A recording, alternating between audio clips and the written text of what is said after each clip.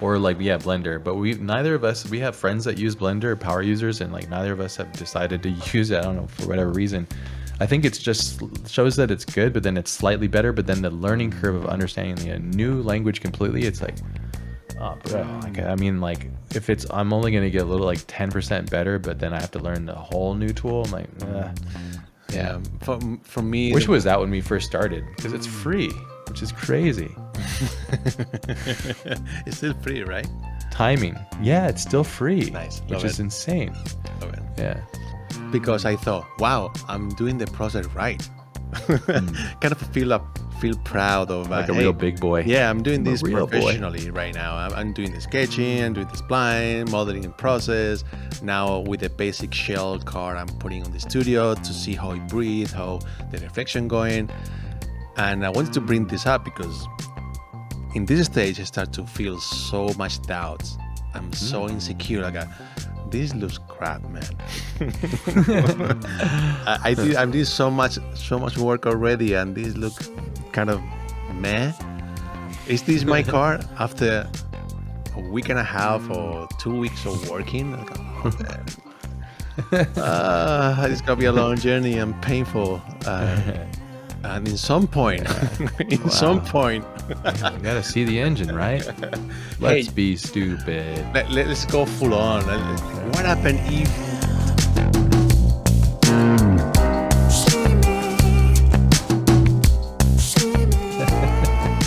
I'm looking forward to this one. I've been excited about this one. This is top shelf Carlos on full power. Full madness. Yes. Well, the meta was prior to this. That was you kind of a one of one. So this is like a meta turned up to race car with new tools. It's funny you mentioned that because it's true. As soon as I finished the meta, the Baja Track BMW, it was really quick. I realized it could be improved in so many different ways. And one of them, it was the design, obviously. And the other one, it was the modeling, the execution of the car. And I thought, right, in this one, I need to improve in those areas. I mean, it kind of massive broad goals always is being on my head. All right, how can I improve the modeling and the sketching and also the design? So it was a massive goal for me with the Group C Audi on this AX1 Audi. Yeah, it's been quite interesting to go through today, doing the recap of all the images, all the process. And I'm happy that I'm being captured every single process. So this one is going to be really good for the podcast because I have so many images. Actually, I was struggling a little bit to capture everything and make a nice narrative to explain the process. Super looking forward to show you guys what we have here. Love it. Yeah, it's cool. This is so we decided to do Group C, but modernize it on our own style. We love Group C, like racing. The cars are just so bananas. This is like a whole nother era. If you're not familiar with Group C, definitely do a little deep dive. If you like automotive and racing, it's pinnacle. Everything has peaks. That was when like automotive was at a cultural peak. Rally had its own peak too, and all these different things. But this era of Group C that we really admire, we took the Group C idea and then brought it forwards in time, basically. But yeah, here's the silk cut Jaguar and like the C9, and yeah, I'll let you talk about it because you brought them up. But these are like space cars, spaceships, basically. My early memories with Group C was here in Spain we have a brand for toys, it's Scalectric, and it was famous. The classic pair, it was the Jaguar X. I don't think this Jaguar is the other one. I don't remember the model. And the Mazda 7A7B, and that was basically the pair where you can just play with them. And always has been in my memory, the Group C cars. Back then, on 90s, 80s, 90s, it was really all over the place. It just really competing with for F1. It was so famous, the Group C. It was the pinnacle, as you said, of racing. It was kind of a shame.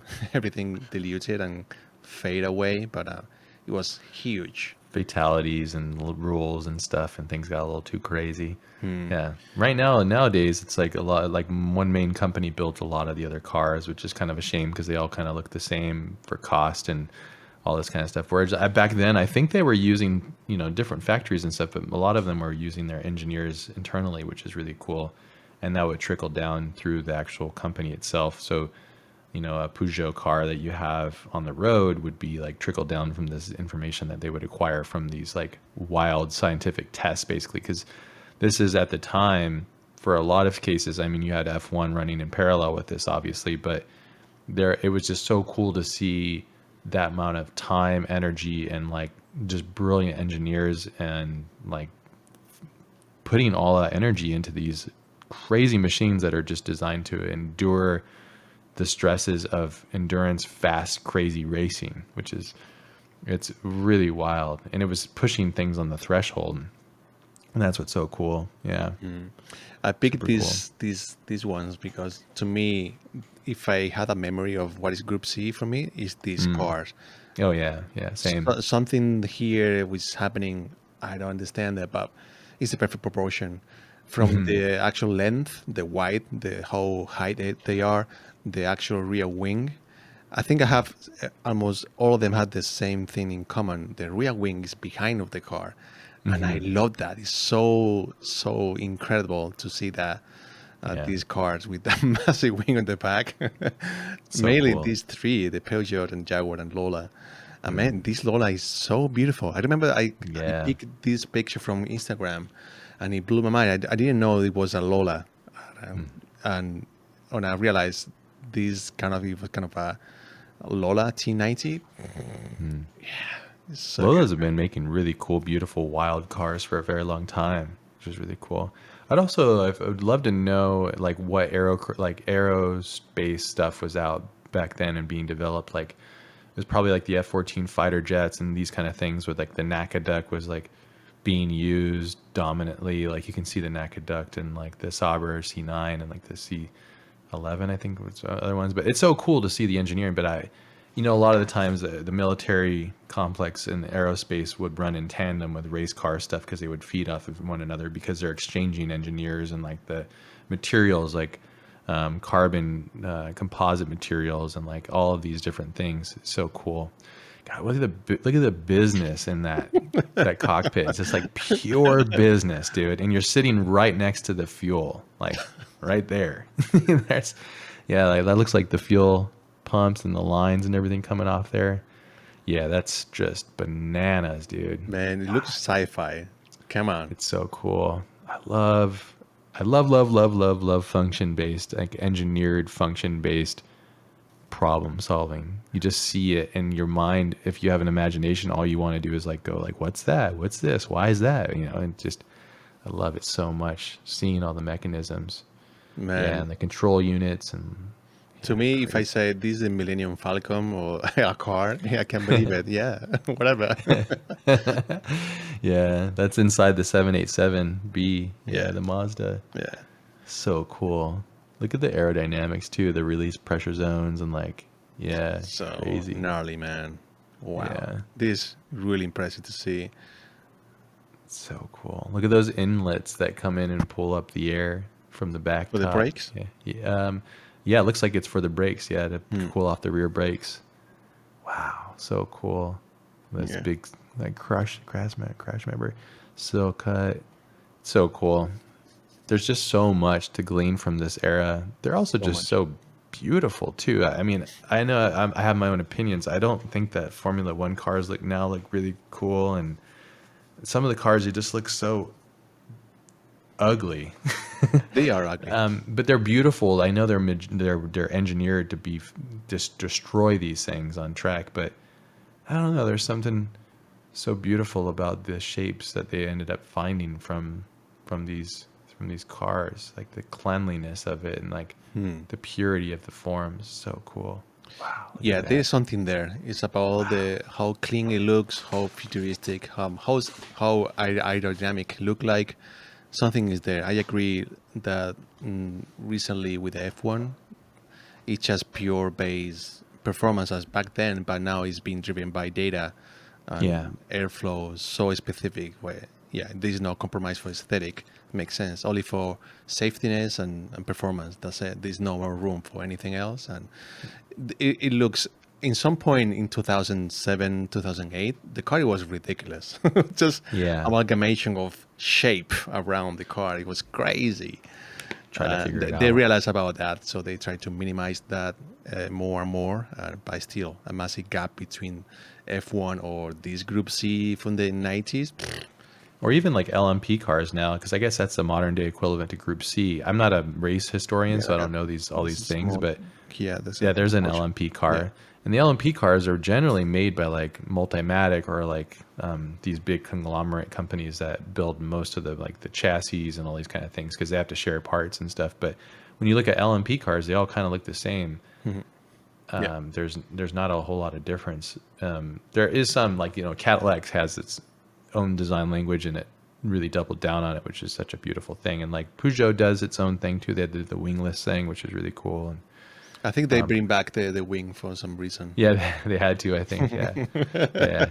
The engineering. I mean, it's cool that they're trying different things and they're just, that's a part of it. But yeah, I don't know. I mean, I guess you would say the same thing about these Group Cs. A lot of them had that similar ratio of design language. But man, it's just, that's just the best. It looks the coolest.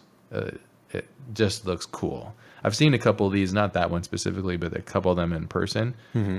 And it's really hard to put to words, like the size, the height, and then the width.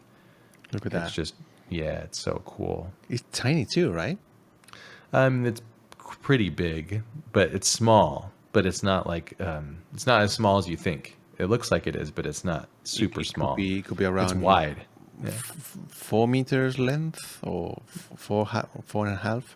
I don't know. Yeah, I don't know especially on that one. I don't know. I've never seen that one, but they definitely have they just feel huge, but they feel huge in a small way. I don't know how to explain it because they're not huge cars, but they have a sense to them. I think it's the width. It's the width and also like the tires and all these elements that are just unnaturally large in comparison to say like a consumer vehicle. Yeah. God, there's just so much engineering and craft and care that was put into these things. It's cool too, like if you ever do a deep dive into like the 787B, what Mazda did, how they did it. It's cool to see like the country of Japan and like the engineering, the engineers that's a really cool car, really cool story. It's really beautiful. Yeah, I think I legacy element. Been watching some videos breakdown about the engine. It was something revolutionary, right, from Mazda. Yeah, the Wankel. The rotary engine. Still to this day too, I would say that's one of the most beautiful sounding Group C cars or race cars ever. Next to the Pagani cars as well, because it's a high revving, crazy screaming engine. It just uniquely its own thing, So cool. So that's one of the reasons I brought this car up on the PureRef, because it was my main muse. It was this Mazda. It's just almost perfection for me. That's how I visualize Group C. And this Mazda, it was everything. All what I want, it's just here. So it was a massive challenge. Coming back to my Meta Baja track, I realized about something about design. Like I can go freewheel, I can just mess around and do my own shapes and all that, but it will age maybe not too well. Also, I recognize myself too much on my own language or tendency or flaws. So I thought, hey, what about if I get one of those icons on the Group C Mazda and I make little change here and there just to shift it a little bit? It's coming from different reason, could be one of those my own insecurity, but I thought, hey, this time I'm trying really hard to don't screw it up. I'm gonna try to do something kind of good, so it will age well through time. It's gonna be a Group C car. I have a really strict rules how the car is gonna look like, and rules super simple. That's it. I'm not gonna go crazy. I need to do something like maybe in 10 years I will still feel kind of proud. The bad news is, no, I fail. I'm looking again at my car like nah, man. I will change this, I will change that, I will change this. Also, the modeling is not perfect too. So, yeah. But hey, you know what? It's part of the process. It's a massive one. I'm still really proud about what I tried to do, and definitely have a lot of fun. Also, it was a long process. It was more or less like a month work. Oh, it's more than that, I think. Yeah. Yeah. We put a lot of time into these ones. Yeah. I think you were busy, and I got free, so I was really diving in the designing and modeling. You did it in a month? I felt like it was longer than that. I think just the car. A Ah, month. okay. Yeah, just the car. It was a month. You get busy, and then after I finished the car, you catch up with me with the car, and then we both create something beyond of modeling and rendering. Or we can talk about that later. The normal thing, yeah. Yeah. That's cool. So like looking back at retrospective of your last thing, some regrets that you had, and then rectifying it, making it better with the new process and new approach, which is really cool. Yeah, I remember this. This is so cool. I love this phase because I think you mentioned it. We talked about this prior to this call, but I think we both identify as designers before CGI artists, and we always have felt like more drawing was our thing. And this is just a small piece of the process, but it's one of our favorite parts. It's something I think that we would love to do more of, and we are going to as the tools advance. Yeah, and it's true that because I lost the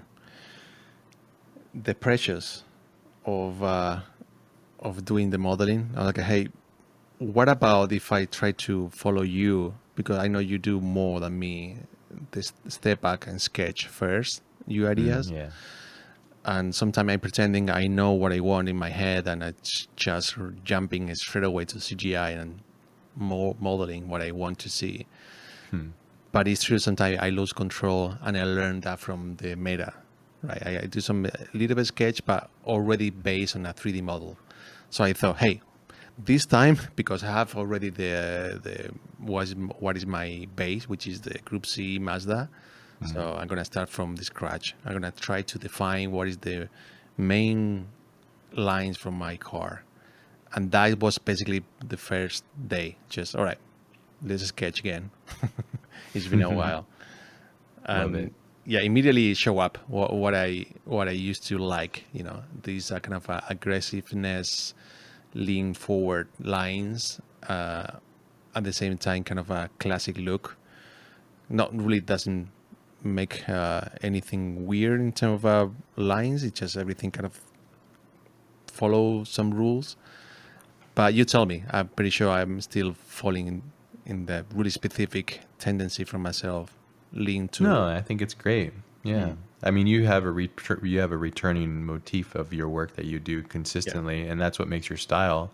It comes down to your intention, which is really cool. And I mean, I think you do a great job of combining sharp, hard edges with like nice, clean, soft curvatures that like occur and hit harsh lines, but you do it in a way where it's very appealing. And it's not repetitive. There's something familiar about the design, but it feels authentically you, which is really cool. And I think that's a testament to just sitting there, absorbing what you love, and then re-synthesizing it through your lens. Yeah, there's so many motifs I love to do. I'm repeating myself over and over. Sometimes I don't realize at all. I just totally lean on what I like and see the result later. Oh, you know what? That's the same approach that I did it before, or oh, I'm doing this again. Damn it. Yeah. I'm doing a 3/4 sketch. I forgot that you did this too. Yeah. And I realized, it's incredible to see the side view, and then when I do front 3/4, it starts to feel way different than I thought. And then the next step, I got, hey, I'm gonna try to sketch some surfaces in painting and see how it looks. Yeah. And Test it. Yeah, it was quite interesting process. That's beautiful. Because it started to bring up so many different questions. Mainly, one of the most sensitive part for me is always solving the fenders and wheels, arc wheels. To me, one of those really sensitive areas of the car, and solving this in the sketching and painting is really hard. It just is painting those highlights, define the surfaces. So it has it's really hard to do it right. And again, another attempt. It started from scratch. Looks great. You have more patience than I do with this stuff. I'm just like, Hmm. yeah.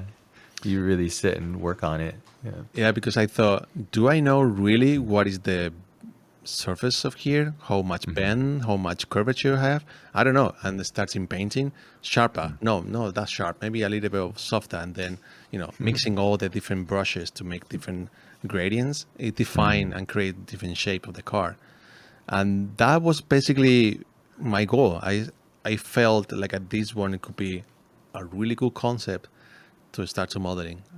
This was basically the sign off. All right, this is gonna happen. This is rare for you to go this Yeah. deep with a painting and drawing too. Like I don't think I've seen you do this like at No. that level. No. Yeah, which is really cool. I love a project that can make you do something that you've not done before because it warrants the need to really see it like this.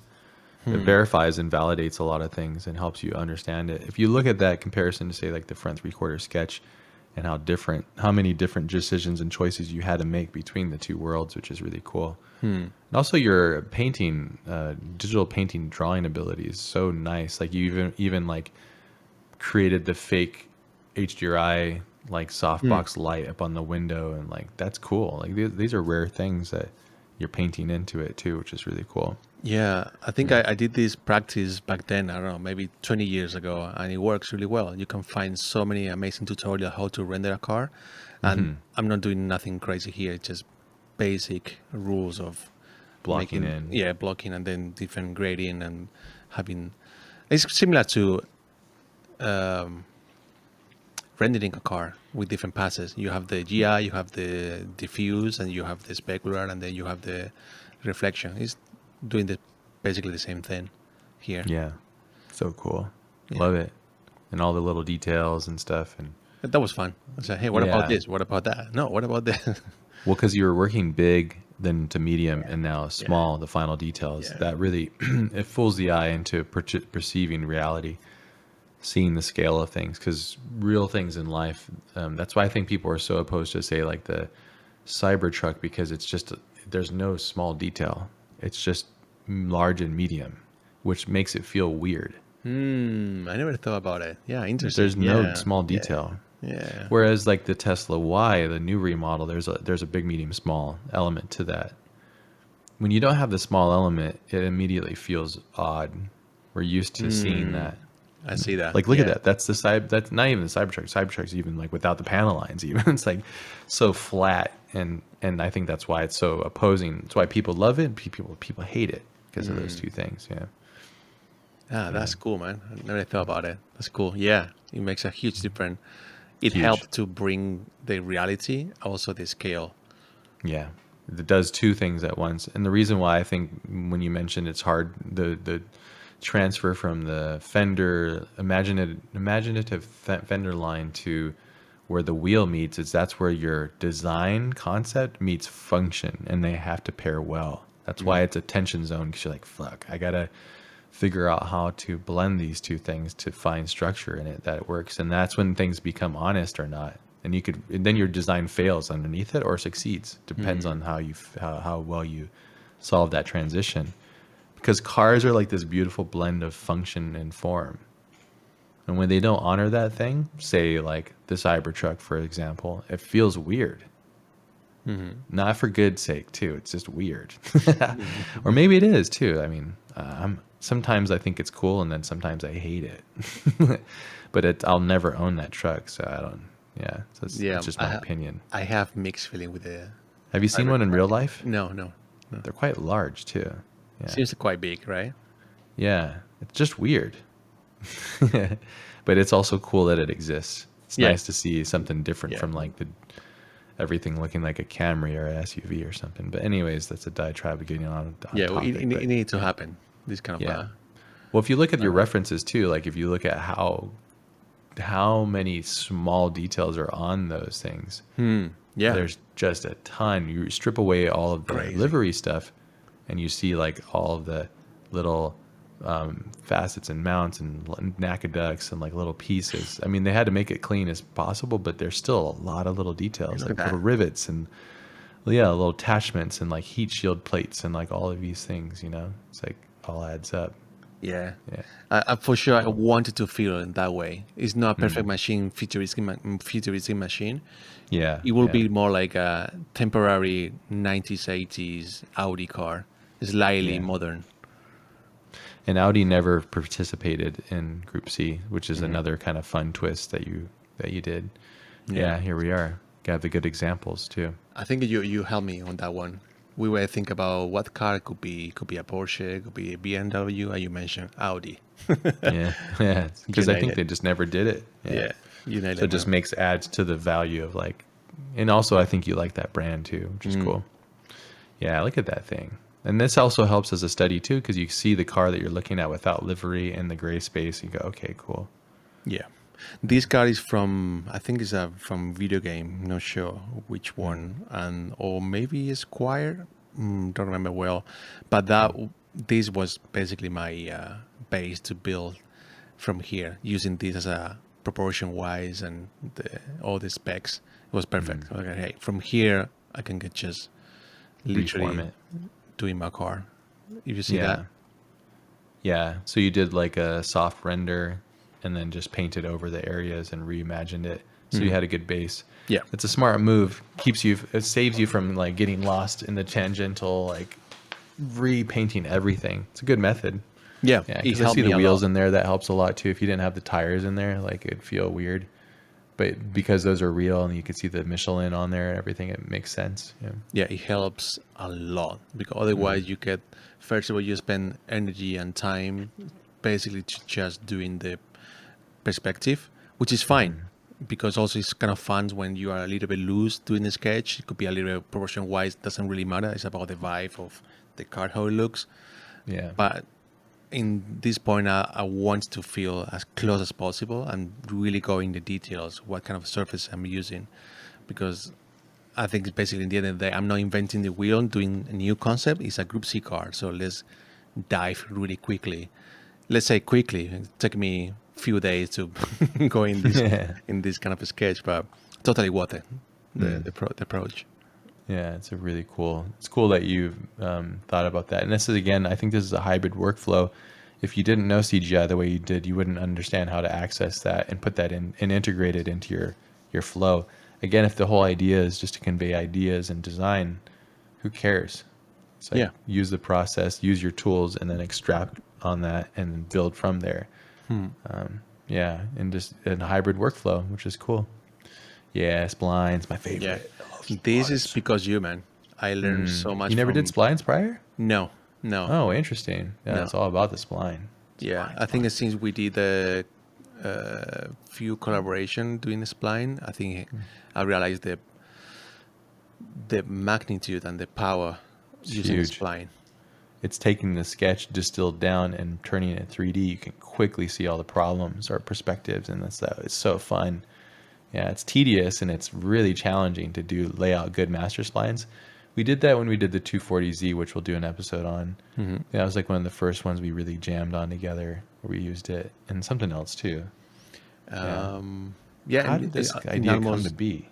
in almost all the project we do together, we do Yeah. the spline. I Yeah, think we did the Evo, everything. it's the perfect blend for both of us communicating and be on the Yeah. same page. Yeah, because if we didn't have it, we would get lost in the 3D space and like, was it this and that? Yeah. And then a lot of wasted time would occur. Oh, I don't think that, or about that. Now with this one, we can just pass splines back and forth and go, oh, I think it's like this, it's like that. Okay, cool. And you could see it. And then everything, it also helps with polygonal modeling too, because you have a thing to attach to in XYZ Z space that you can just throw your intentions on and build the outer shell too. Just goes a lot faster. Yeah. Yeah, it help a lot. Yeah. Yeah, Love splines. mainly if we are collaborating together, it help a lot when Yeah. you are doing the spline and doing the modeling. So I know exactly what is the intention of the surfaces using the spline. Also, with the polymodel, further we can discover new lines where we can Yeah. implement lines later. So it's really cool. Yeah, because that's right. We did it with the 240, we did it with the Evo, we did it with the Porsche, and each time we see a new thing, a new little piece, and everything kind of evolves through each pass. But that's cool that you did it here. It helped to, and this is an individual thing that you're just doing it on your side, laying out the splines. And this is when you're going really nuts. Yeah. Well, you're starting to, beginning the journey. Oh my God, here I went nuts. I was so desperate to really understand what is the polymodel process for cars. And I see so many guys in Blender really killing it with the polymodel process. And I had the chance. I thought also I'm really lucky. One of my friends is Guillermo. Guillermo again also who helped me with the engine in the Nova. Here he was really helped me out to understand the what was the name of the polymodel process where the loop of the topology. That's it. Oh yeah, That's the word. topology. The topology. It's a language, as you know. I'm still struggle with puzzle. topology. You need to do it in the right way or the wrong way. There's no middle ground. So it's kind of funny when someone is a professional modeler, they got it. All right, the way to solve the topology here is this, and this, and this. Where I'm thinking like no idea. I need to try and fail. I need to try and fail. And maybe sometimes I'm not even solving the problem of the topology. I'm really struggle with that. And I wanted to bring this up because it was a massive shift from my modeling process. It takes longer, but the result is incredible. So basically the theory is like when you're doing topology, that topology has some mass implication in the surface. So the way you're doing topology, the surface get affected by your topology. If you have a wrong topology, your surface look weird. So the way to fix it is having kind of a reference. What is your top level of surface you want to achieve? In this case, it's just kind of I did this kind of a shell where I feel like these surfaces are almost perfect. It's not perfect really, but really close to be perfect. Everything is smooth. So I'm using this as a reference for the next step where I'm basically modeling the car and splitting all the pieces, all the panels, using this as a skin, as a reference pivot point. So any topology I'm doing, I can do it freely using this as a template, as a surface where every single vertex, it goes in this 3D space in the shell. If that makes sense, or what do you say? Yeah. So you would sketch it, and then you would lay splines to make sure it's good. Then from the splines, you'd make the most pure, cleanest typology that would match your master form. And from there, you use it as a base place to kind of make all your cuts and stuff. Because if you try to do that stage without the other stage, you'll have really dirty topology and stuff, and it'll just be a nightmare. So I think this is I remember you doing this. And I was like, oh, that makes complete sense. You have a base to build on, and that's actually really smart. Because if you're the designer and the modeler, you lock design with your intention on the form on the right, and then now you're going, okay, I want these seam lines. And then you have the place in XYZ on the splines to just drop the model. So your topology can just lock up with it perfectly, which is super smart. And obviously right now what we're seeing is a turbo smooth version of it too, because I'm sure you're working, one stage prior to that? Yeah. When you block it out. So it's a lot simpler. It's a lot cleaner. Yeah. Hopefully. Yeah. But the thing is like one thing I was really grateful, like I'm getting this stage, understanding the process of, I'm not getting a little bit lazy here. I did the prior work of analyzing the car, the reference, doing the sketching, the side view, the spline. Everything makes sense now where I'm going in this stage. Imagine if I don't have clear what is the door cut and doing whatever. If I don't like it, I need to go back and redo topology here and using this as again. It's just a nightmare process. Yeah. I guess it's a totally wreck process. As imagine if I have different people working, one guy is a designer and the other guy is a modeler. If the design changed, the model had to redo it again. Yep. So I wanted to be kind of in the same room, having two guys working together. So hey, are you sure this design you like it? Because I'm gonna model that shit. So better be really spot on because this gonna be a process. Yeah, respecting the process and the workflow, which is something I know that we've encountered in the workflow with other people. There's a lot of wasted time without making concise decisions. And if you change, say, the design when you're at this point, it's damaging because you have to go backwards. This is kind of a problem with like the current CGI workflow, which is like, it's not, I mean, I think plasticity is allowing us to have a completely different approach. When I say us, it's mostly you. I've stopped using it for a little bit because I'm on a hiatus for doing other things, but you've really kind of embraced it. And with that, you can change and adjust the forms a little bit more dynamically. Rather, it's like with here, if you change it, then you're breaking up the polygonal flow and you're done. But this is before you're using plasticity yet. And I think this is before plasticity was really as robust as it is now. I think I did. Is that correct? Yeah, I I think maybe plasticity was out there, but I didn't think have any awareness about plasticity back then. I was basically this, or the other route, it was Blender for this kind of approach. Or Alias. Or Alias, yeah. Yeah, and then it's like, oh man, yeah. Or like, yeah, Blender. But neither of us, we have friends that use Blender, power users, and like neither of us have decided to use it. I don't know, for whatever reason. I think it's just shows that it's good, but then it's slightly better. But then the learning curve of understanding the new language completely, it's like, oh, bro. Like, I mean, like, if it's, I'm only going to get a little like 10% better, but then I have to learn the whole new tool. I'm like, yeah. For me, wish it was that when we first started, because it's free, which is crazy. It's still free, right? Timing, yeah, it's still free. Nice, which is insane.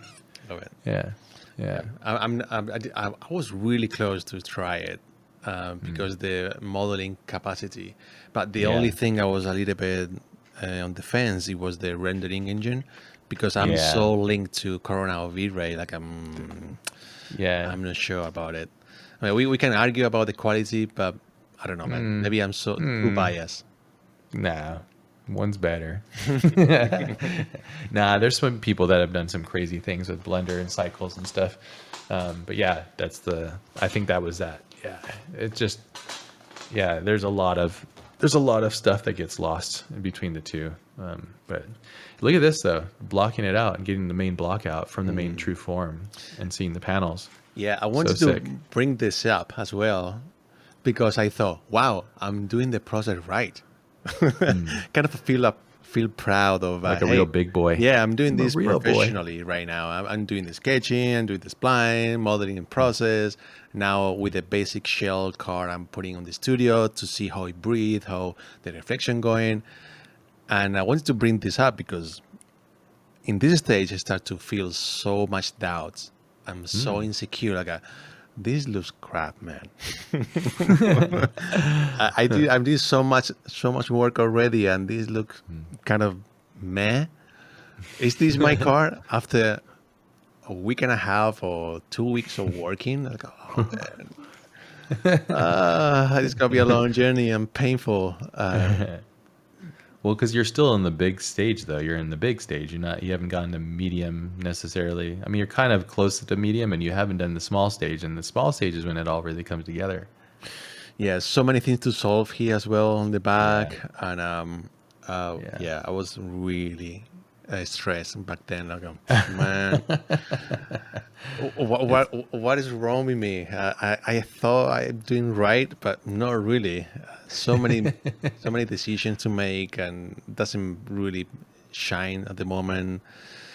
Oh, so all over the place, man. I didn't know how to tackle. All right, maybe the rear wing is too big, or maybe the wheels maybe has to be a little bit different. Maybe the front splitter has to be like that. Maybe the canopy could be made of it.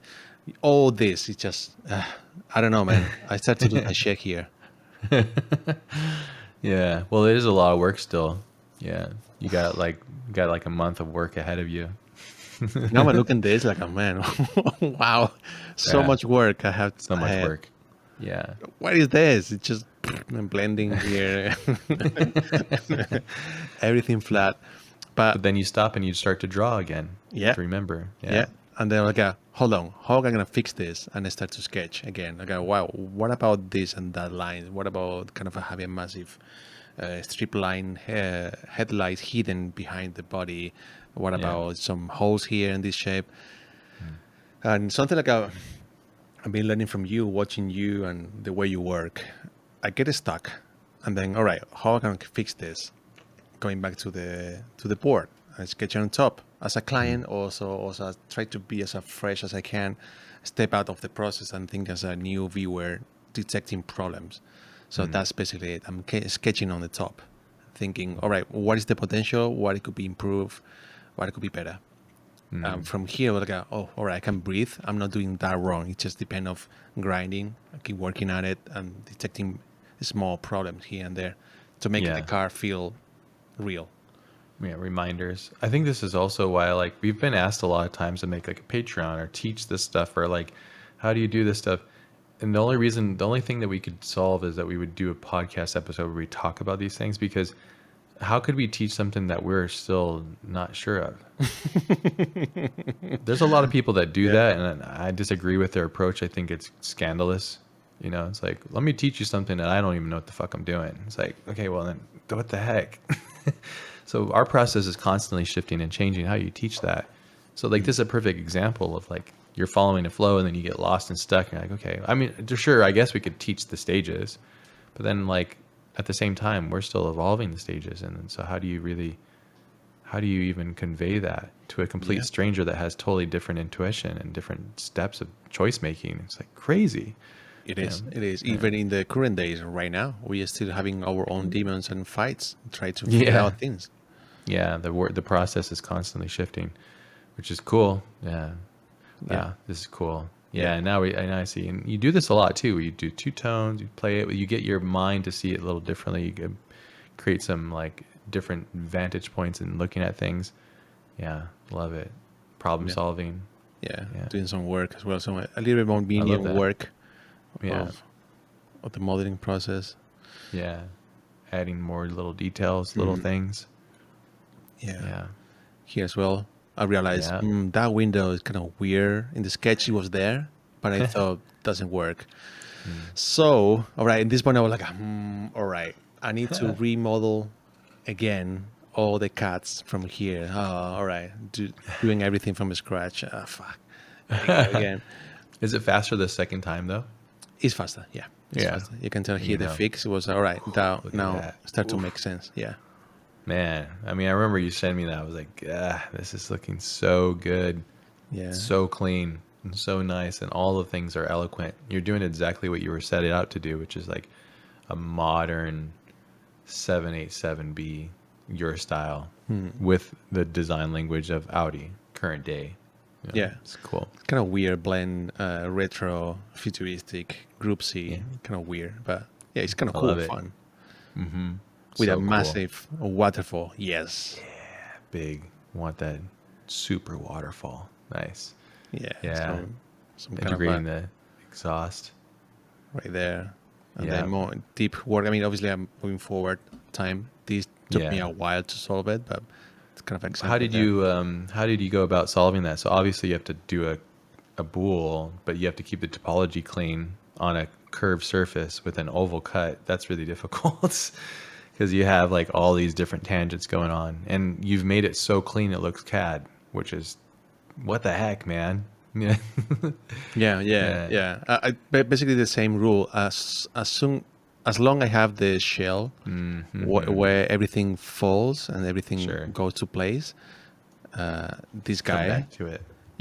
It just basically I can do anything here, any cut, and then I can just put him back again. Whatever topology I have, and everything falls in that empty shell as a here. I can do anything here, and everything falls perfectly there. So you're just using your source again to kind of pull back on from like a general space. Yeah, I love that. Yeah, another more sketch what it could be. This is kind of a funny, man, and it happened a lot for both of us as well, where we do sort of a 3D model and we sketch on top. I don't know about you, but at least for me, I'm taking that sketch on the bed, and then I wake up in the morning, and I'm still thinking about that sketch on top of my 3D model, and reflect on it and chew on it, and then open it again and say, that was the right call to do, or not, maybe not. Good perspective too. That always helps. Having perspective when you build things is key. and having room from it too, which is good too. And yeah, constantly going back and forth. Yeah, here we go. Yeah. Wow, look at all Some these more things. notes Extra as well. notes. Some thinking, oh, what about that? What about this? Now I'm doing the Small. Yeah, right there. Yeah. You put the time in, we're patient with the process, and then kind of went big, which you were like, this sucks. And then you went medium, like, okay, maybe fixing some design issues after seeing it. And now you're in small, you're like, yeah, dude. Yeah, I can feel this now. Yeah. Yeah. Adjusting the splitter. Yeah. Yeah. It's much better the one you decided. Brought it in tighter and also mimic the curvature of the front bumper too. Yeah. And nice. Here is where the car is almost Oh done. my God. Jeez. It's so good. Those fender vents too. That must have been a challenge, huh? Oof. Again, Yeah. it's falling down to the shell, to the main surface. You went But backwards again. Yeah. Yeah. But Backwards this to one go forwards. is It's really essential tricky. though. Yeah, it's really tricky to solve that. Keep the cleanness right here. Yeah. Oof. Yeah, geez, that's crazy. Also, like the vents that are coming off the hood circulating around I think that's one of my favorite things on this design. Not only the inside fender, but yeah, that right there on both sides. It's just so but it's so perfectly awesome. It's just like, yeah, let's put a little hole there around the seam cut, and it's just, God, it's just so cool. Yeah, It's one of my favorite things in the whole design. I just love it so much. It's sort of a Nakadak over the invert, right? Yep. Yeah, it's so cool. Like a little vent exchange or like a pressure release or something. Now yeah, looking back, it looked like a horn thin, kind of demon. Yeah, demon. We got the eyes with the little latches too, like a little demon eye. Yeah. Yeah, so cool. I love all the latches and the details that you put in with the clasps and stuff too, the hardware. Yeah, these for the doors. Extra fins where the hood is, or the inlet on the roof scoop and stuff. It's just so cool. There's so many cool things that you've decided to do. Those little things that come off the exhaust up through the canopy. Yeah, that's when you're getting into the sci-fi territory, but it still feels real. And it's like a nice little piece that you've added to it. Yeah, it was a little bit risky to bring this up, like what is that reason? Doesn't make any reason, but sometimes it doesn't matter. Yeah, it's kind of cool. Yeah, love that. And all that shape, that subtle shape off the gas cap too, that you did the same thing on negative pass.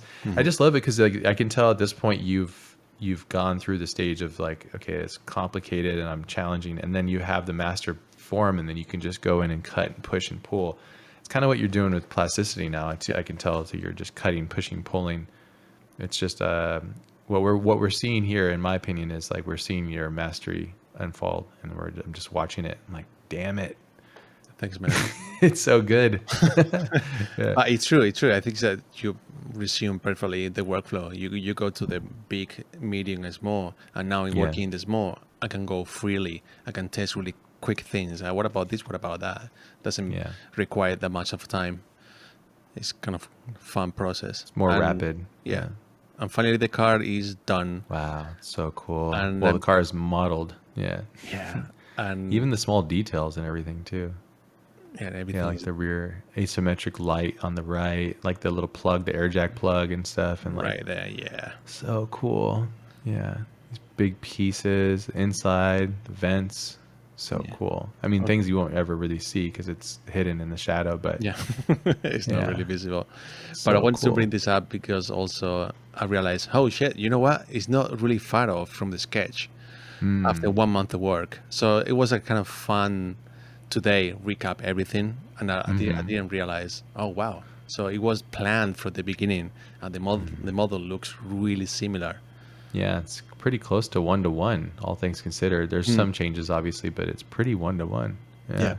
Yeah, that's so cool. And in some point, some point, yeah, we got to see the engine, right? Let's be stupid. Let's go full on. What happened if open the latch and often see the engine? It's so cool. I'm so happy it didn't happen. No, I think we decided not to do that. Yeah. So much work. Already I spent a month, so why bother making the... I mean, it'd be so cool. Because like if you just imagine that on the racetrack, like minus wing and rear canopy, like just sitting there, like coolest thing. Coolest thing. Yeah, because race cars look cool when you see underneath them because that's the part of the joy of them. Yeah. Yeah, but I learned the lesson from the Nova, and I Yeah. didn't want to spend another month solving parts where I don't understand. Like, This is really complicated. It's too much for me. Because this is a twin turbo, and this is the AMG Pagani engine, Mercedes right? V12. Yeah. Yeah. This is the M120 hybrid thing that the AMG guys did or whatever. That's so cool.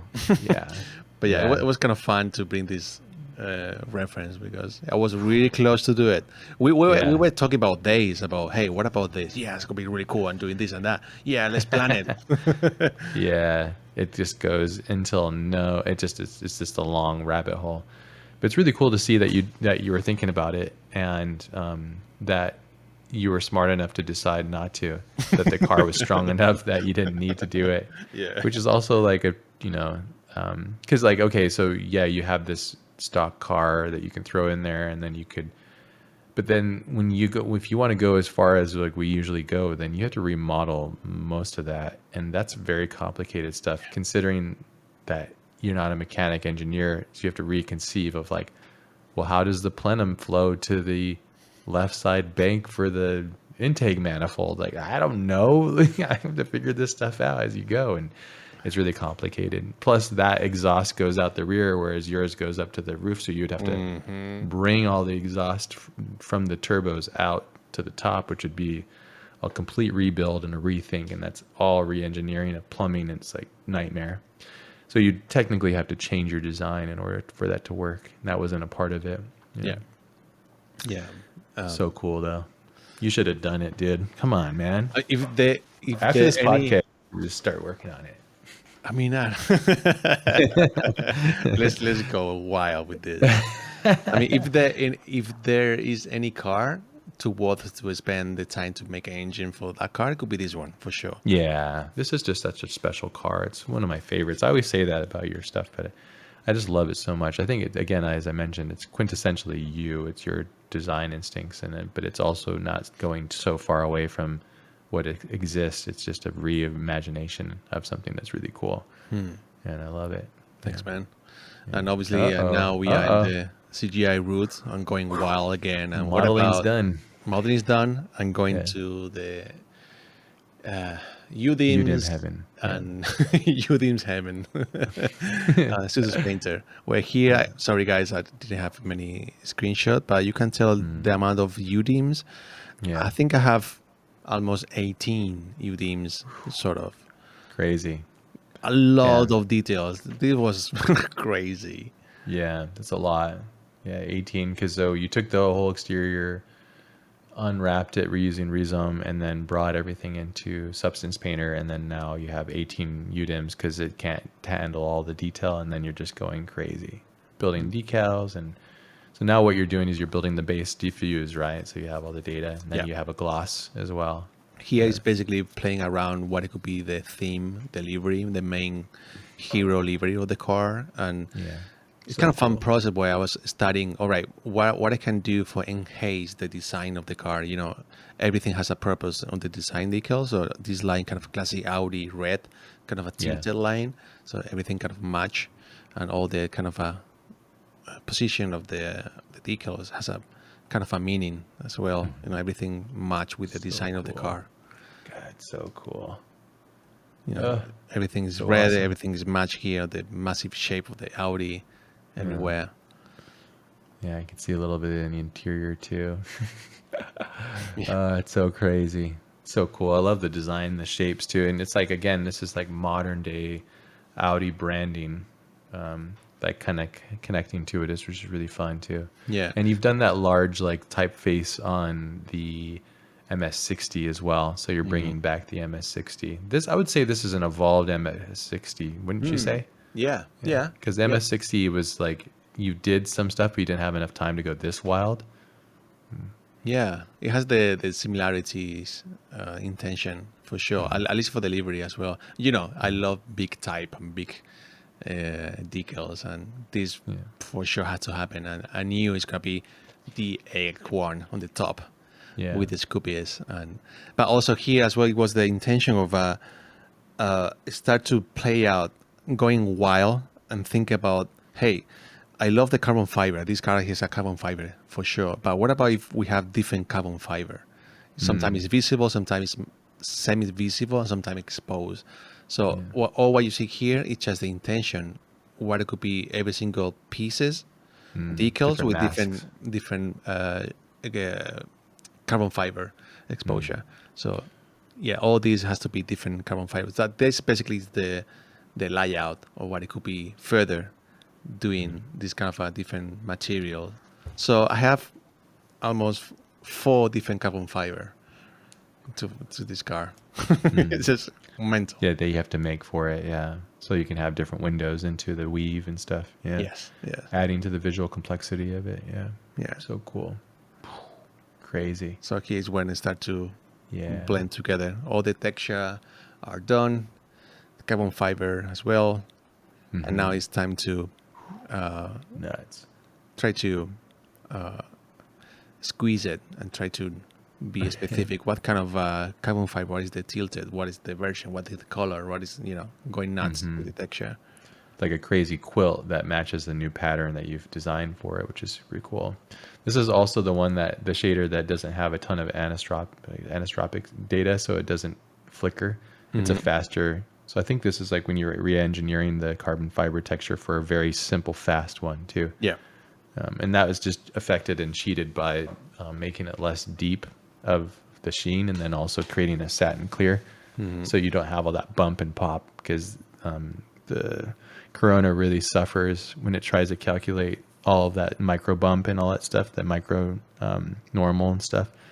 Yeah, so cool. Yeah. Wow, Exactly so that. much detail. I love all the extra detail, the latches and the little side lights, safety lights and stuff too. All those cuts, and now the dirty shaders too. Oof, Yeah. here we go. That AO dirt node, dude, doing the work. Or is that AO? No, it's just painted. Yeah. Everything is painted. Of course it is. Yeah. Once you have the UDMs working, Might as well. It's just painted. Yeah. The dirt is easy. Yeah, you just kind go of- around it, just start painting it, and then kick off that mask basically, and then use that as a mask to blend the dirt into it, right? I mean, with the very scale. Yeah, this bodywork shader is insane. Yeah, I would imagine. I don't know how many nodes, but it was pretty wild. So You many. take a picture of one of your node tree things. I should do 'cause it for it's sure. It's just like good luck. Yeah, you would show me. I'm like, I'm not doing that. That's crazy. Yeah, so many It's just layers. savage. Yeah, it's just like a weird like nest of madness inside your brain.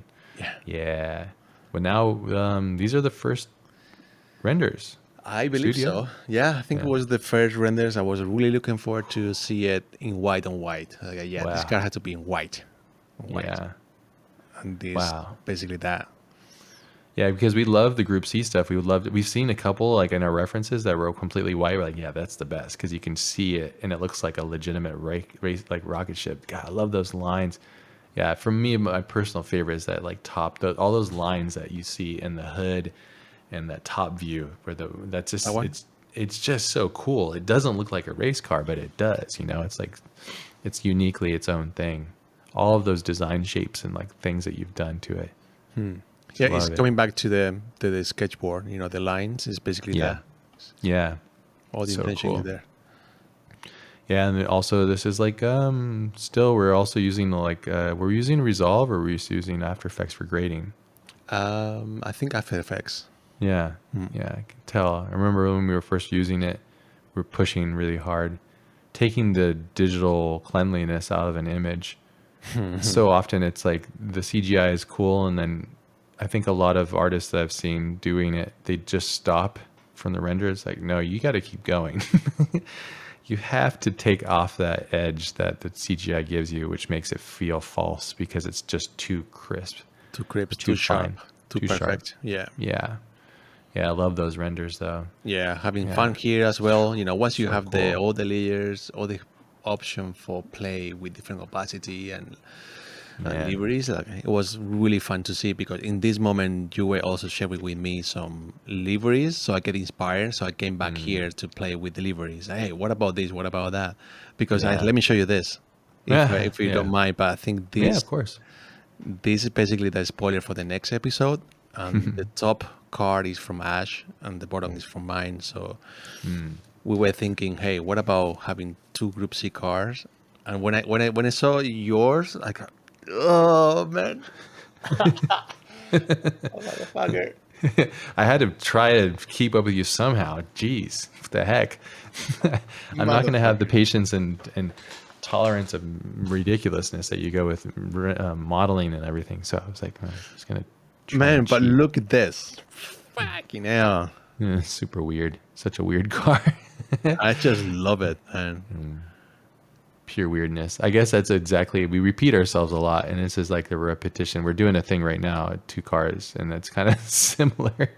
Yeah, it's like totally matches our instincts and stuff. Yeah. But if you guys see the dynamic here, it's just basically looping inspiration. I share something with Ash, and Ash go crazy. Ash go crazy showing something to me. I go crazy too. So we have basically that cycle of God damn it. Yeah, just getting inspired and pushing one another and thinking like, I think we were talking about like reflective materials on the yellow too. So like when light hits it, it bounces and does weird things. So it has its own like positive glow, which you can do by just illuminating a material. Obviously it's not completely real. But it's fun. It's fun to think about that stuff and just like come up with like false narratives and interesting things. Also, I love op art and stuff too. So I think that was that. And then just kind of going there, kind of going crazy. But maybe to give some context, I'm coming from this car and this silver, right? Yeah. And you were, that's cool. Hold my beer. and you came with this livery. I got, oh, motherfucker.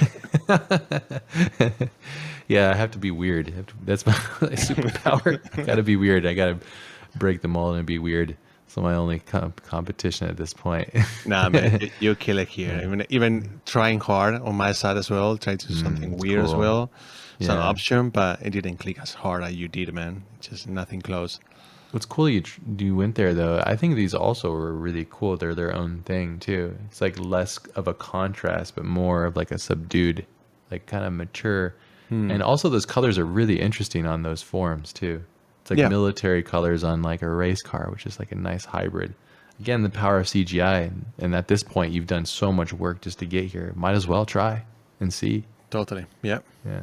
And you've never released these images, huh? No, I don't think, because this is basically exclusive for the podcast.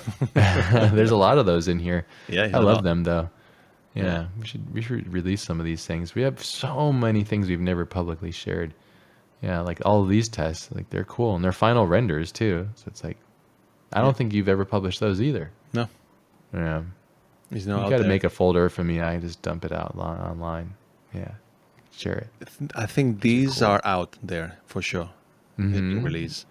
Also, okay, kind of a cool, nice, kind of a plastic there. Yeah, I remember you were doing something with that material. Was Florian's? No, whose project was it with that? It was really with Alan De Reuser, the Renault 5. Yeah, that beautiful Renault car. Yeah, and that beautiful texture. That is so cool. And you're using Cinema 4D's noise, right? Cinema 4D's noise, super cool. I think I'm using from 3D Max. I export the texture using Berkon noise procedural. Gotcha. Cool. It's kind of it's a procedural, so 3D Max work as a fractal, so it's endless. Here I had to use a massive texture to able to get the same vibe. So it was a little process of splitting every single color in different opacity levels. So kind of a pain in the ass. But, hey, for this kind of a small amount of decals, it was good enough. Little pieces. Yeah. God, it looks so cool. Such a cool car. I love that livery too. It's wild and crazy, and it battles the main panel lines, but it kind of has its own flow. It break up totally the car. Just What is the design? Which is something really cool. When you have a livery, you don't see the design of the car. You basically what you see is just an amalgamation of the stuff, which is cool. Yeah, sometimes I hate that when I see race cars and there's just so much garbage I can't see. But sometimes I love when it's done well. I'm like, oh, this is cool because the design is also just as intriguing as the livery is just as intriguing and well thought out as the panel lines as well, and it kind of creates a harmony, which is really rare. I've seen so many liveries where I'm like, what the heck? But I also understand it. The whole point of it is to sell like potato chips and soft drinks and stuff. So of course, yeah, I get it. It's consumption style. Yeah, here we more go. Renders for sure. Yeah. These are out there. I'm pretty sure they are. You shared these ones? I don't remember. Yeah. Are they on the website? I think so. Okay. Yeah. I haven't checked it. Yeah. I don't remember, but these are nice. Yeah. What came up? How did you come up with this stuff? I think working in advertising is a classic studio experiment where you can use so many beautiful lights and fluorescence lights. It was kind of a easy recall from my side, but soon I realized it doesn't click with the car, or at least it's been done already. I don't feel this fresh at all. But the only thing, it was kind of a cool as an excuse to use this kind of self-illuminated decals. And I found it quite cool, this kind of a motif of really dark studio, and you see still this kind of a livery shine. Yeah. It's again creating contrast, which is nice. Yeah. Yeah. Like it's creating shapes and things to look at that are unorthodox in a sense, which is nice. So cool. Nice soft like spotlights and then hard lights and damn, I forgot about all these. Man, we went freaking hard on this. Holy crap. Yeah, we were crazy. Mental, man. So many renders. Because what would happen through the day is what you would sit here, experiment, find the ratio, and then start to set up cameras and then render overnight and come back to the next day and grade them and then, and refine it, I suppose.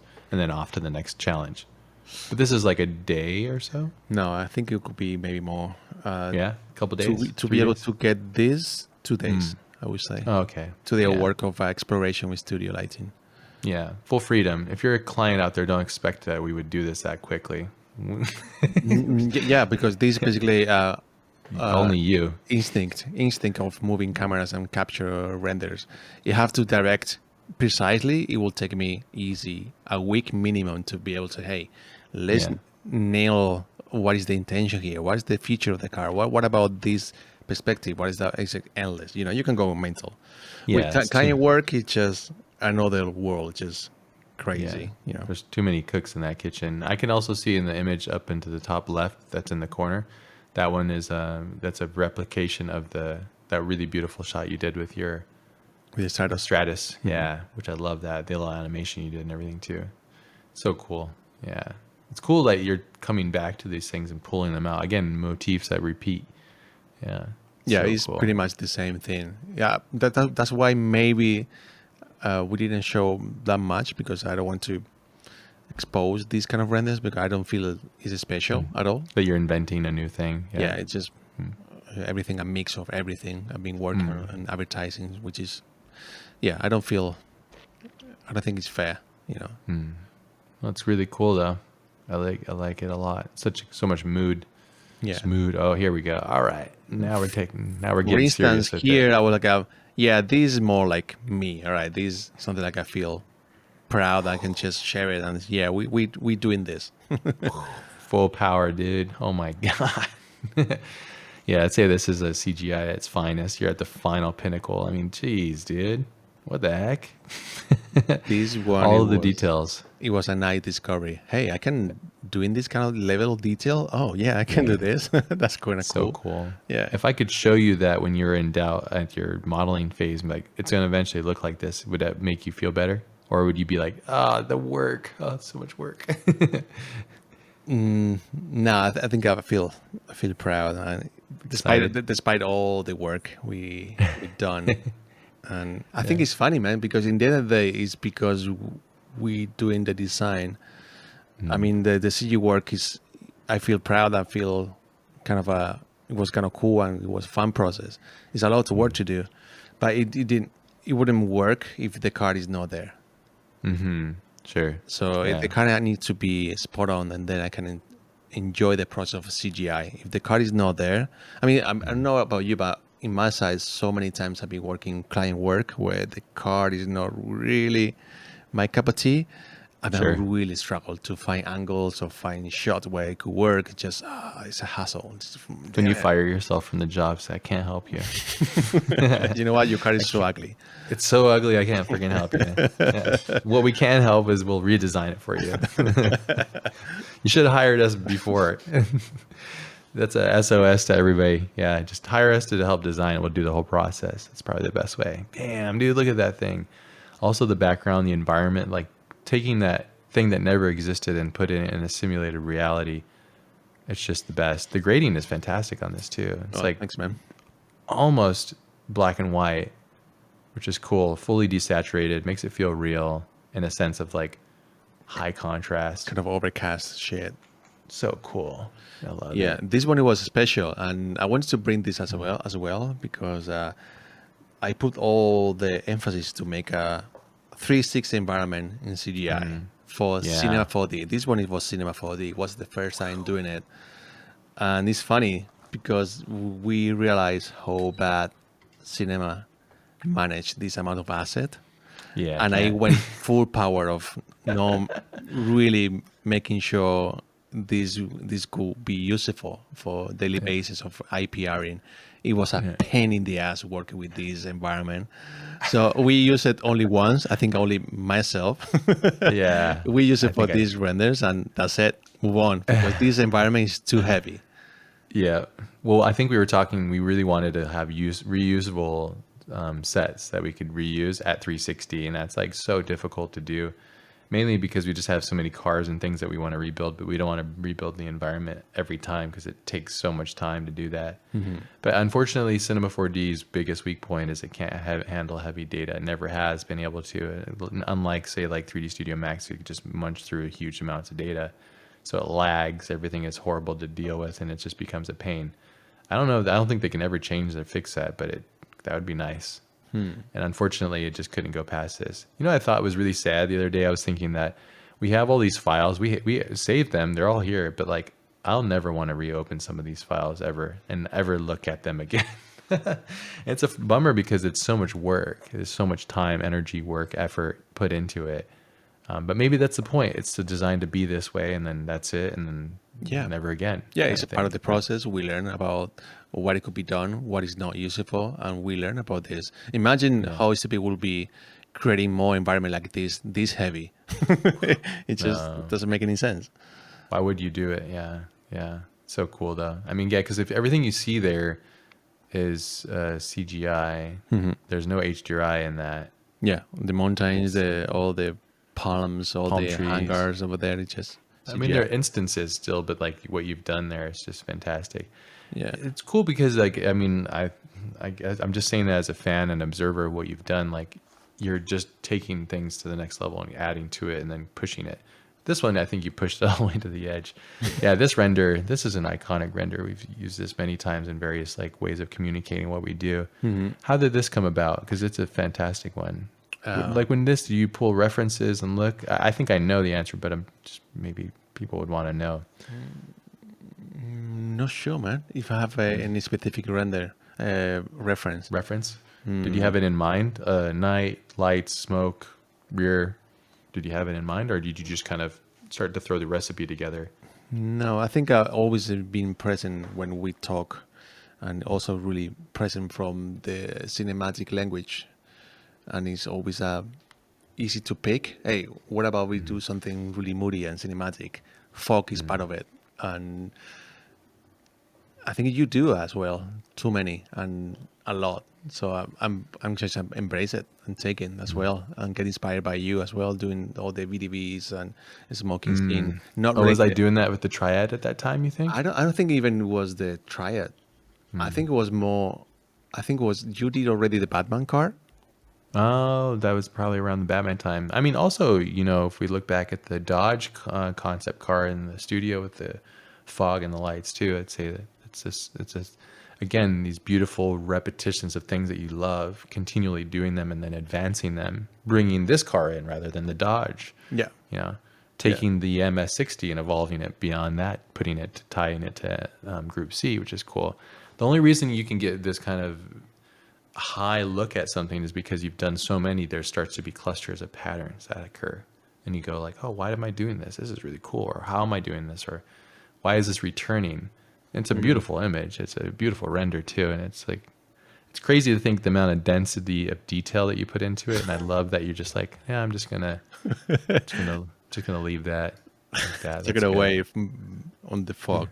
Yeah, just hide it all. Yeah, fuck it. Yeah, that's such a mature approach too, which is great. I think it's probably because you've already done the studio renders. You went all the way to the end of studio renders, and then now you're like, okay, if people want to see the details, it's here. Also, the process has been documented. This is before we were doing podcast episodes too, so I don't think we'd even realize we were going to be sharing this much of our process too, which is cool. Yeah, that's such a nice one too. Yeah, Corona Sky too, I think, in that one. Huh? Yeah, that's the point. The whole point of this 360 environment, be able to mess around with the Corona Sky, which is really cool. We can create so many different moods. Also, this was also a feature from Corona, making kind of a plane trails in the sky. Yeah. It's kind of cool. Chemtrails or something. Yeah, yeah, so cool. Love that. It's just so rad. But again, it requires amount of patience, which is over the roof. It's just mental to deal with this kind of environment. Ugh, yeah. It just CGI sucks, dude. Pointless, man. Just pointless. Yeah, we can only say this stuff because we went all the way there. So yeah, I love the white car on the track too. Like I love that one on the right in the middle. I don't recall that one. That's sick, dude. Love the long shadow.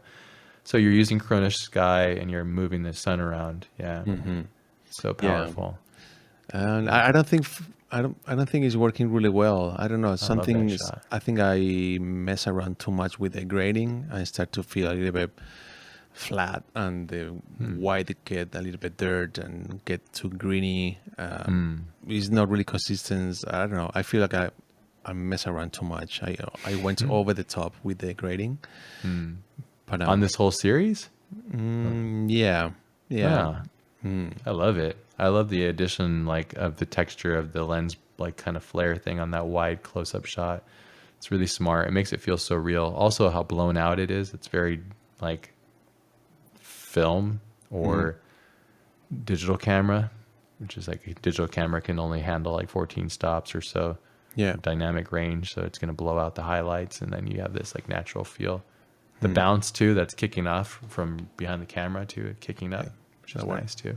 Yeah, so cool. Yeah, it's funny. When you look at this, can you recall the file and your intention when you're doing this? What exactly you mean? So when you're building this, can you recall how you built it quickly? Because sometimes I have that. I'm like, oh yeah, and this I remember all the light was right here, that's right here, and that happened there, and I had intention here. It almost never leaves me. It's almost like a familiar memory. Yeah. Do you recall all of the things you did to generate this image, or was it like a accident?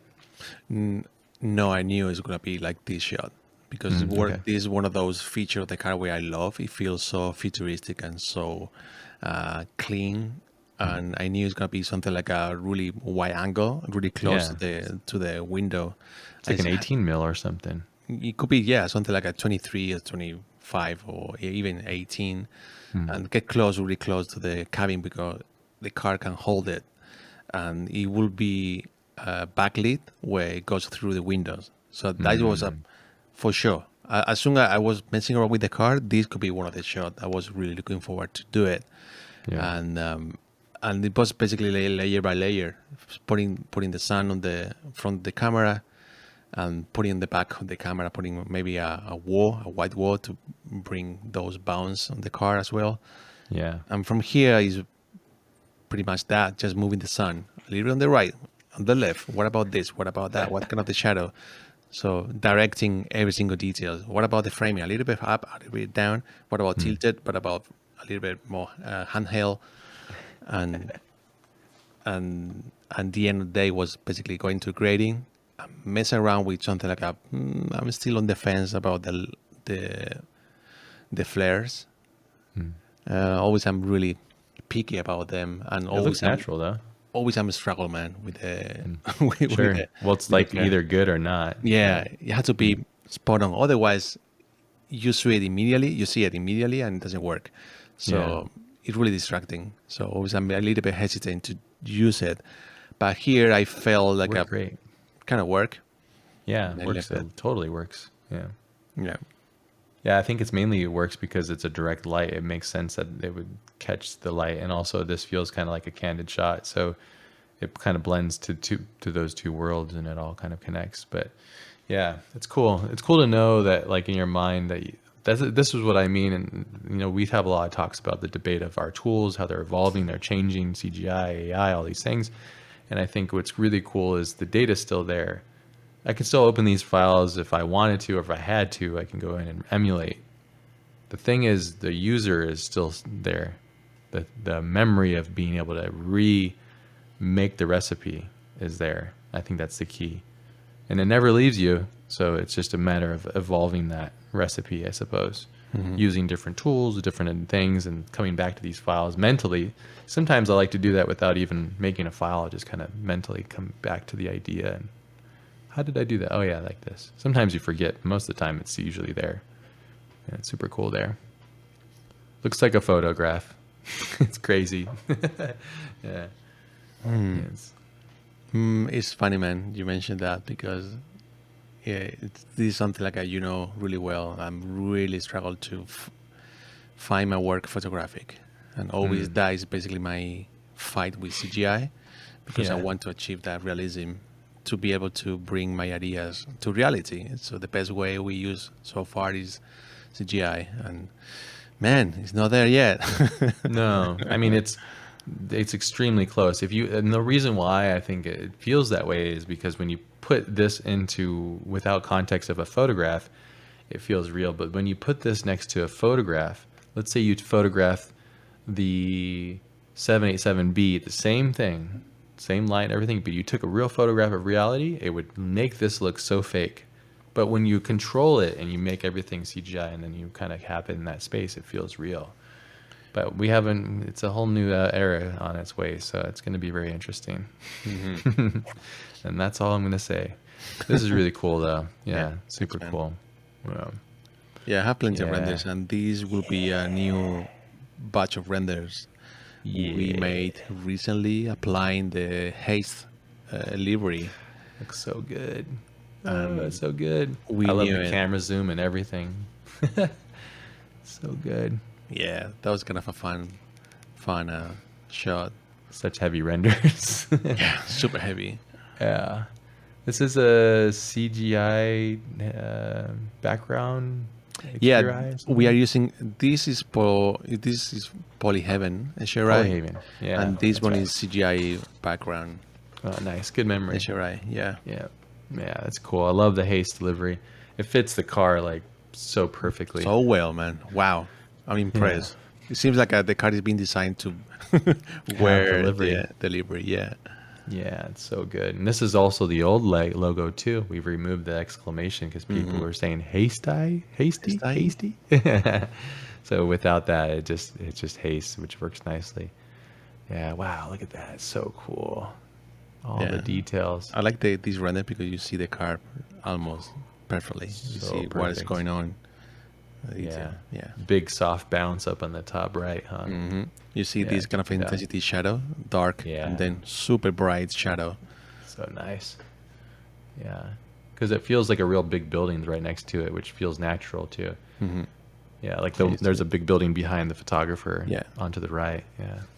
Yeah, and that one too. Yeah, out to the left too. So yeah, you're using two buildings, one that's projecting shadow and one that's bouncing light, emulating natural occurrences. So good. I love when you have different casting shadows, intensity, sharpness. Yeah. Bring the scale and the environment on the photo, and it helps a So lot. cool, dude. Damn. Love this thing. It's just awesome. This would be so hard to do a podcast if I hated this. I'd be like, oh, so how did you do that? I don't really care. But I love this car so much, and I just like, it's just so epic that you did it, and how I know how much work you put into it. It's so cool. Yeah, It's just awesome. It's a lot of work. And this one though, it was. We didn't even talk about the tires. Yeah, it's just, well, the tire is here. Well, was it a replicate? Was it an Avon from another build? I can't recall. No, I think we made this tire specifically for the Group C car. Big chunky boys. Yeah, I think I got this reference here. Yeah, let's do this tire. Let's go. Big boys. Yeah, chunky Avon daddies Super right there. meaty. Meaty, big juicy boys. We're still talking about cars, right? Hope so. Resolve too. That's right. Yeah, I wanted to bring this up as well to the guys who's asking about how we do and stuff. And this is basically the current workflow we have. For the people as well asking how much CGI we have in our image, is basically everything from the render going directly to the resolve and messing around with the color grade.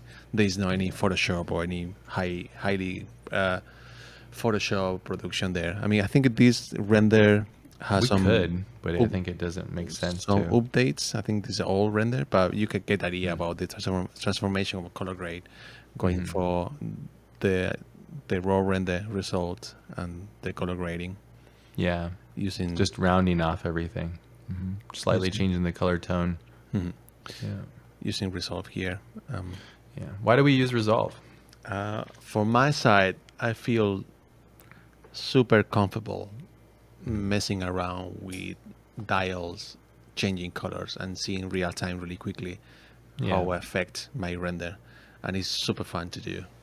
Yeah, it's a great program. Love Resolve. For instance, in Photoshop, I don't have the skills to manage the curve. It's super powerful. You can do so many things with the curves, but I don't have the skills, also the patience and the method to do it right. I feel like I always am doing really poor job. I think that Resolve give you the opportunity to make it right, give you kind of a rails, like a train. You can go on the left, on the right. You cannot go both. In Photoshop, give you so much data. I feel like I'm getting lost. Like I'm doing this, but it's look awful. To be able to correct that, I have to do this. So it's super complicated. I don't have the patience or the skill set, eyes, brain, call it X. I don't have that. I mean, working with retouchers, I realized really quickly I'm lacking of language of colors. At least that in the same level like you guys. It's just another world. So all what I've been doing just a playground. Resolve. Crazy to think that you say you have no patience for it, considering you're like the most patient person with the process I've ever met. But I think that just goes to show how complicated it is. Also, we all have our weaknesses of interest. Like that's just not an interesting thing to you. Yeah. Like color science, deep diving color science and retouching is just, you could do it, but you choose not to because it's not interesting to you. I feel like it's a lifetime career. Yeah. Same with modeling though, and same with designing, but you did it. Yeah. It's just different interests, I think. And it's like whatever you feed yourself to, which is cool. But yeah, grading with Resolve. And you've really, I think you really dived deep into it when you did the Skyline. For Coco Skyline, I believe, with that crazy what is it? Race service environment. Yeah.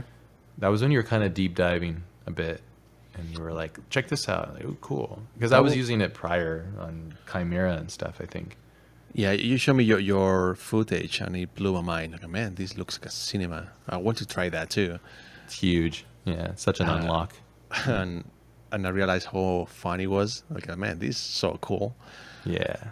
It's fun because it's the final step too. And you can do such little things and such big things so quickly, so naturally. And it's a fast program. Like the designers and the developers made it so that it's intuitive and fast. You can tell it's like made for creating at a fast pace, which is the best way. Yeah. Super cool. Yeah, I wanted to show you these guys because usually we do a lot of renders, and on my side I do limited renders where I feel like it's gonna work. And this is basically what I have from the D series. And I have only 3 left where I was a little bit insecure. So to give you a breakdown, basically I capture renders like this quickly and I save it in my PureRef. and I left them there for a few days. Try to think about what is the potential. And then if I feel like it's working, all right, I'm going to render a little bit more quality and bring that render to resolve. I'm color grading quickly the potential Nice. of that one. And then save that render again to PRF. So I have all this collection where I feel like these are super strong renders with grading applied already on top. And cool. then when I see these, like, all right, I'm going to render final renders, all of them, because these are my, pretty much bangers. These three is been on the PRF, never been rendered. It's been grading, but you can tell the quality is really rough. Yeah. Well, I do love that you're sharing this process because, as we were talking about, you do all your renders and then you can kind of see from what your intuition was in the space, and then you're pulling selects, and then you're with those selects you're investing time to render them and go through the whole process for final production, which is like high res, because you're rendering these at what, 4K, 5K, 3K. oh, 3K. Okay, cool. Yeah. So sometimes, and then we post it up to Instagram and it's like 1920 by 10. Yeah, right. It's funny, man. Render death. Totally. Yeah. But yeah, you know, it's something like I realize how much power give you when you are able to step back and think about what you're doing in the small screen and try to think about the overall picture. It's not just independent renders. You need to think about the whole narrative of why you're doing certain stuff. So it's sort of presenting a job, and if you're presenting well, you have almost 50% on the right track to people understanding and grasp it. Because if I show you this independent render for no reason, for out of the blue, will be what's so bright? Why is so contrast? Why that massive livery? So many different questions. But I start to bring the whole collection. Oh, that's a car, that's a running, so it's sport, it's racing, and this kind of method it helps you for that too. You can push so many different levels of the camera, the grading, the contrast. Everything is here. It has a kind of a unified thing. And man, this totally massive power give you the PureRef and this kind of method. I realize it's working for me. Give me so many different perspectives, not only for rendering, also for modeling, for designing. It's so important to keep in track what you're doing and where you're going next. It's incredible. I love it. It's awesome.